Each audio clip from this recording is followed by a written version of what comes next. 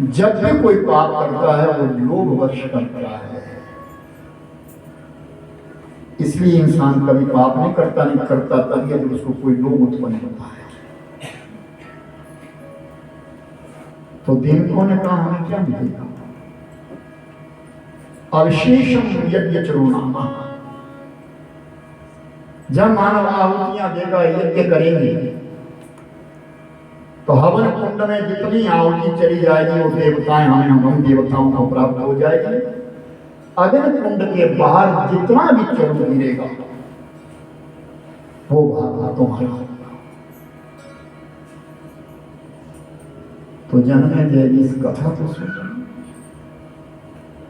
उन्होंने कहा जब यज्ञ किया जाएगा तो यज्ञ के बीच में चरु बहुत सारा बाहर गिर जाता है। तो कहा कि इसको कदापि उठा करके यज्ञ कुंड में न डाले, उस चरु को किनारे रख दिया जाए।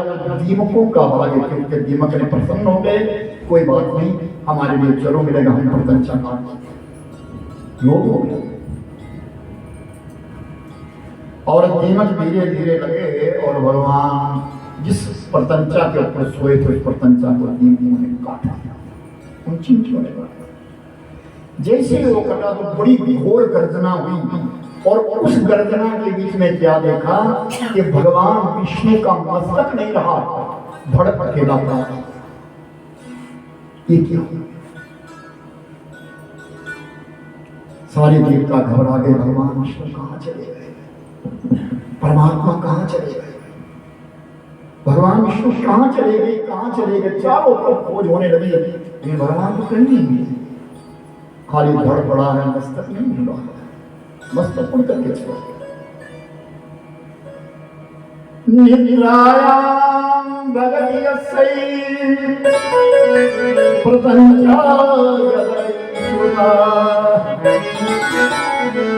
नींद में लगा हुआ जो मस्तक था वो निकल गया। आकाशवाणी में अश्व सामने घोड़ा खड़ा है, उस घोड़े की गर्दन को काट करके विष्णु के धड़ से लगा दिया जाए। क्यों? कारण भगवान का हयग्रीव अवतार होना है। घोड़े को हयग्रीव कहते हैं। और जैसे देवताओं ने मस्तक काटा घोड़े का और उस घोड़े को मुक्त किया और स्वस्थ को लेकर के भगवान विष्णु से जोड़ दिया। भगवान विष्णु खड़े और अश्व बने हुए, घोड़ा बने हुए, मस्तक जो है वो घोड़े का है, हयग्रीव का है। सूतदेव जी ने कहा ऋषियों, भगवान ने हयग्रीवा अवतार ले लिया। अवतारों के बीच में हयग्रीव अवतार है, और वह हयग्रीव अवतार किस लिए दिया? बहुत सारे देवताओं को पकड़ करके का हयग्रीव नाम का दैत्य पाताल में दिया। उस दैत्य को मारने के लिए भगवान ने हयग्रीव अवतार लिया और देवताओं को वापस लाया। तो भगवान विष्णु का साथ देने के लिए मां लक्ष्मी मैया ने भी घोड़ी का रूप धारण किया और इस मृत्यु मंडल के ऊपर विचरण करने लगी। और इस मृत्यु मंडल के ऊपर रह करके हयग्रीव अवतार के बीच में दोनों पति पत्नी लक्ष्मी और भगवान विष्णु युग युग एक युगम के बीच में इस अवतार को पूर्ण किया और अवतार लीला पूर्ण करके देवताओं को देवलोक वापस करके अपने वैकुंठ धाम में चले गए। हयग्रीव अवतार की कथा को श्रवण करने के पश्चात ऋषि मुनियों ने सबने कहा, महाराज हम वेद व्यास के विषय में जानना चाहते हैं।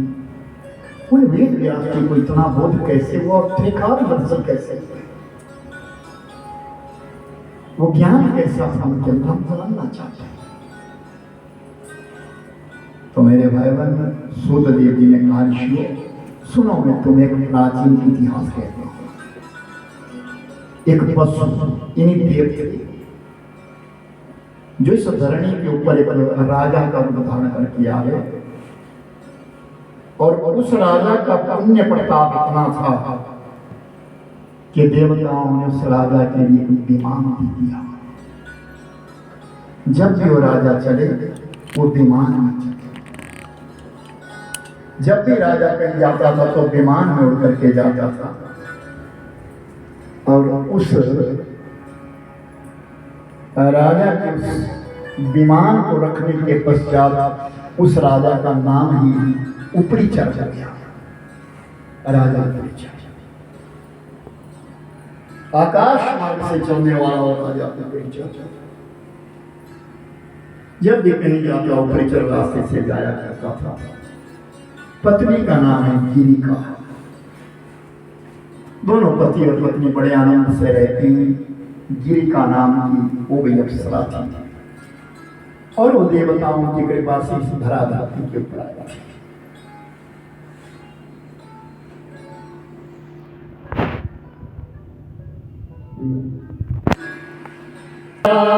ऊपरी चढ़ता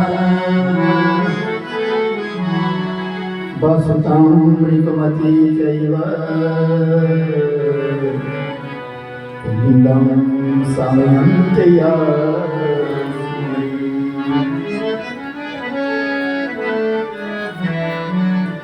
पिता का श्राप आया।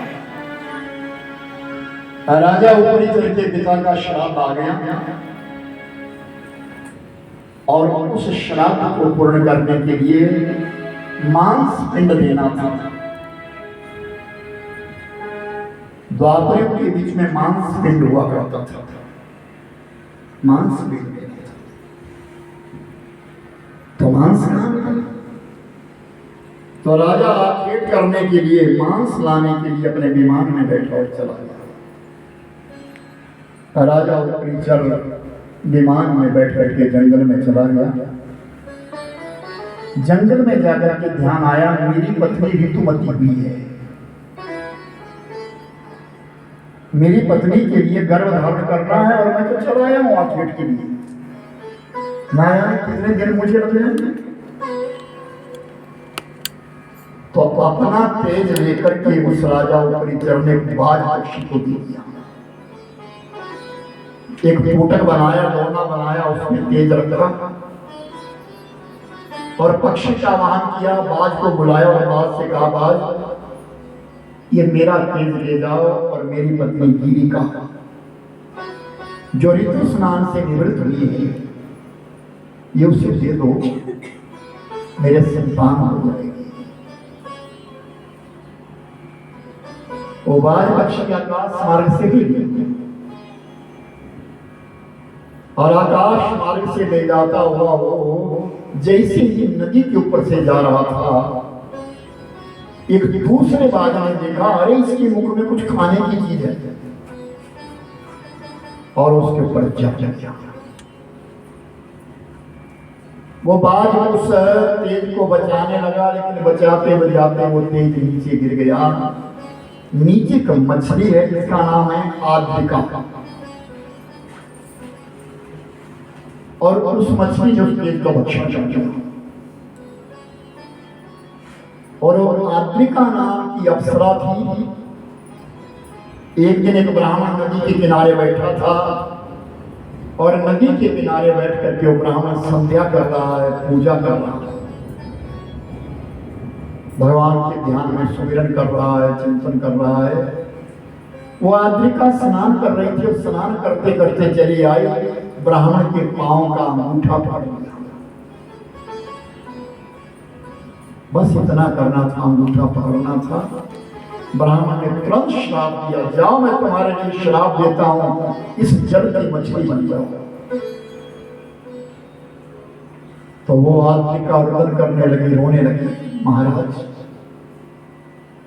आपने मेरे लिए श्राप दे दिया है, मैं तो आपके पास नमन करने आई थी, लेकिन आपने तो श्राप दे दिया।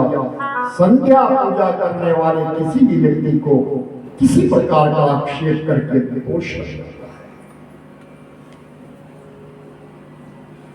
आद्रिका कहती है, मैं मछली तो बनूंगी, अब मैं समझ गई हूं, आप ब्राह्मण तेजस्वी ब्राह्मण, आपकी वाणी में ओज है, आपके तेज में ओज है, लेकिन मेरी मुक्ति कैसे होगी?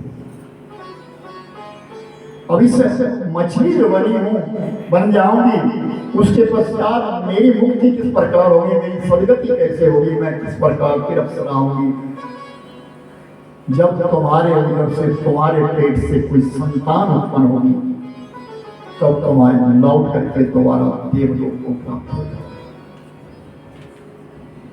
याद रखना, इंसान 5 माला करता है, 10 माला करता है, 50 माला करता है, समझता है मैं बड़ा भक्त हो गया। नहीं, जन्म जन्मांतर बीत गए, ऋषि मुनियों को साधना करते तब करते, गति पाना कठिन है, भगवान को पाना कठिन है, उस मालिक को मिलना बहुत कठिन है। बहुत कोशिश, ना जाने कितने जन्म लग जाए। करत करत अभ्यास जड़मति होत सुजान, नाना प्रकार से बारंबार इंसान जब प्रयास करता है तो उसकी गति बनती है, चढ़ता है, पौड़ियां चढ़ता है, सीढ़ियां चढ़ता है। एक जन्म में हम इतना कर लें, अगला जन्म हो भगवान हमसे और अच्छा करवाए, उससे अगला जन्म हो हमसे और एक एक पौड़ी हम चढ़ना शुरू करते हैं। आज हम कहीं अच्छे थे, तब आज अच्छे बने, कथा सुन रहे हैं सब प्रेम से। हमारा पूर्व जन्म भी अच्छा था, तभी हमारे लिए ये कथा मिली है, तभी ये मानव देह मिली है, और इस मानव देह में आकर के ये कथा श्रवण कर रहे हैं। मानव तो कितने कितने मानव है दुनिया में, कौन जा रहा है धर्म की ओर, कौन प्रवृत्त हो रहा है, कितने लोग। चाहे देखा देखी, अब देखो 66 करोड़ दुनिया ने स्नान किया, चाहे वो देखा देखी में किया, चाहे कुछ भी किया, लेकिन किया हो किसी ने तो कहा कि किया हुआ वृथा जाता नहीं है, बिन किया लागे नहीं। तो कुछ भी किया क्या प्रतिशत के हिसाब से हमको पुण्य मिल जाता है, हम कितना कर रहे हैं उसका प्रतिशत हमको मिल जाता है। अच्छा कोई कर्म किया हुआ तब इंसान बने, और इंसान बन करके तभी तक प्रार्थना करते जाते। ये मेरी अर्जी है,